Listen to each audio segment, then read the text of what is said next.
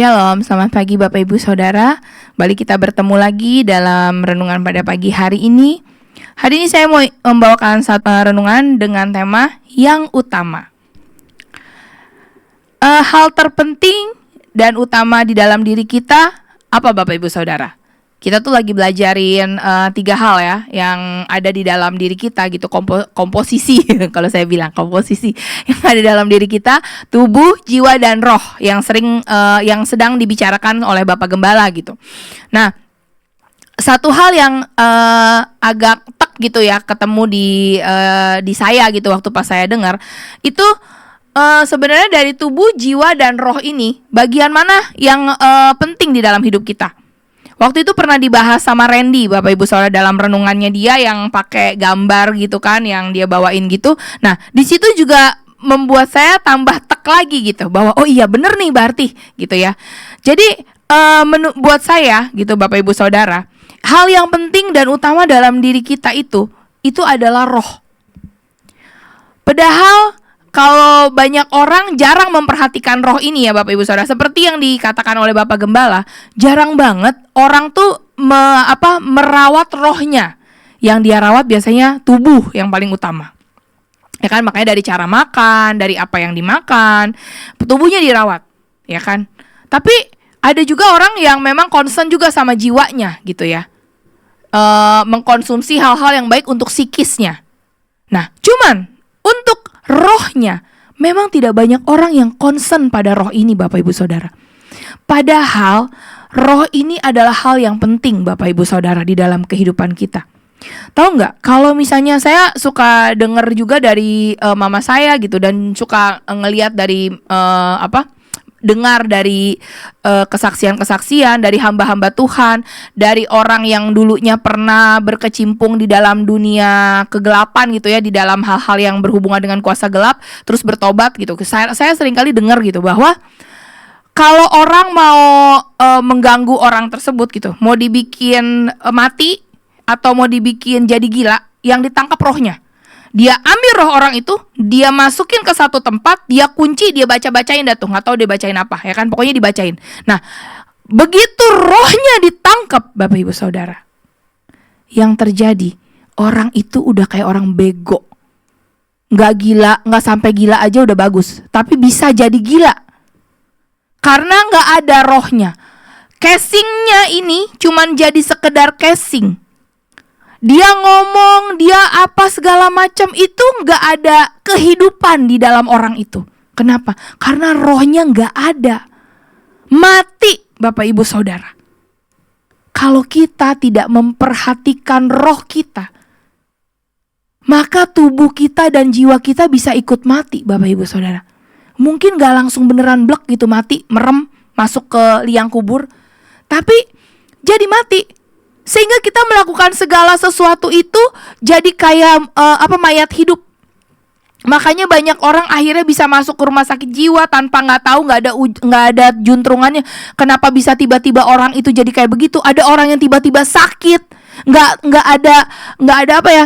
pernah tahu kenapa-napa, tahu-tahu dia sakit, nggak bisa bangun dari tempat tidur, lumpuh misalnya. Itu bisa aja karena juga dikerjain sama orang. Rohnya ditangkap Bapak Ibu Saudara. Kenapa roh ini penting? Ingat gak? Di dalam Kejadian 2 ayat 7 firman Tuhan mengatakan gini, ketika itulah Tuhan Allah membentuk manusia dari debu tanah dan menghembuskan nafas hidup ke dalam hidungnya. Demikianlah manusia itu menjadi makhluk yang hidup. Yang Tuhan hembuskan adalah rohnya, sehingga kita manusia jadi hidup. Di dalam hidup kita, di dalam tubuh kita ini ada rohnya Allah saat dia memberikan kehidupan kepada kita.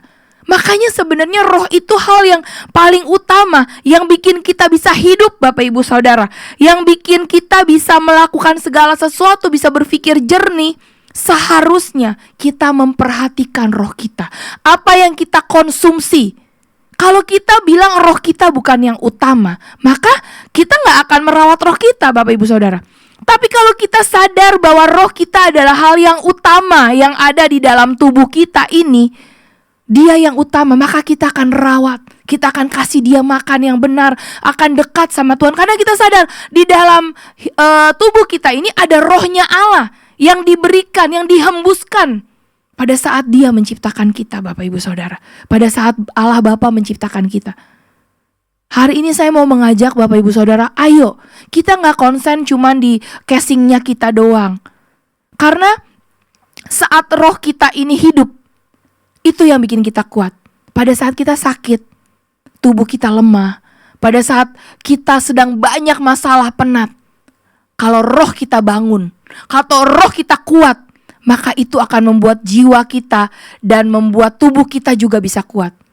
Saya pernah waktu pas lagi sakit nih Bapak Ibu Saudara, lagi sakit bener-bener gak enak. Tapi satu hal yang saya ngerasa bahwa roh di dalam saya itu tetap begitu kuat Bapak Ibu Saudara. Saya bisa nyembah, saya bilang saya bersyukur Tuhan, terima kasih Tuhan izinkan saya mengalami sakit yang gak enak. Saya demam, saya gak bisa napas ya kan. Saya diizinkan kayak gini, terima kasih Tuhan. Tapi saya mau bilang sama tubuh saya mau bilang sama roh saya bahwa di dalam Tuhan saya kuat. Saya percaya saya sembuh. Saya percaya saya sehat. Terima kasih buat kesehatan walaupun saat itu belum sehat Bapak Ibu Saudara. Terima kasih buat kesehatan yang Tuhan berikan. Terima kasih saya masih bisa napas. Terima kasih Tuhan. Karena waktu roh kita itu dirawat, itu akan membangkitkan jiwa dan membuat tubuh kita tuh juga jadi sehat Bapak Ibu Saudara.